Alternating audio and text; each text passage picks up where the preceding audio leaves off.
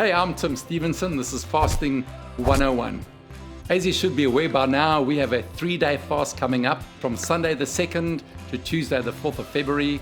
And the culmination is with the citywide prayer meeting called Open Heaven at the Rector Arena.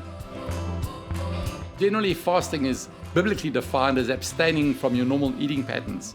So a pure fast would just be water only. We don't advise anyone to go without water, especially in our Auckland heat. But if you're unable to fast, you may have a high energy job which requires you to eat to work, then you can also fast something else. You may want to fast television, you may want to fast Facebook. Wow, that felt like a word. I'm just kidding. But it's generally making some sacrifice in your normal lifestyle. But one of the keys of fasting is that it should always be accompanied by prayer.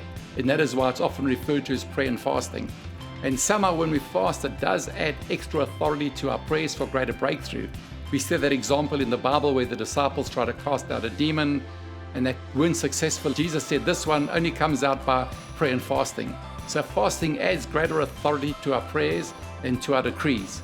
So we really feel as a church we're at a crucial point in our history as well as our city and our nation, and that is why we feel led to call this fast. So we're going to be praying firstly for our church, then also for our city and for our nation.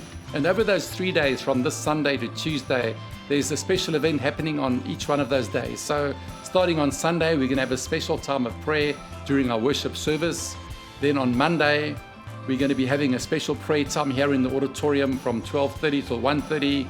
And then of course on Tuesday, it culminates with our citywide prayer meeting called Open Heaven, where we are expecting up to 10,000 believers from across the city to come together to pray and together. So we want to encourage everyone to get involved. If you can, come to all the events over those 3 days. It will be great. This really is going to shift our church, shift our city, and shift our nation.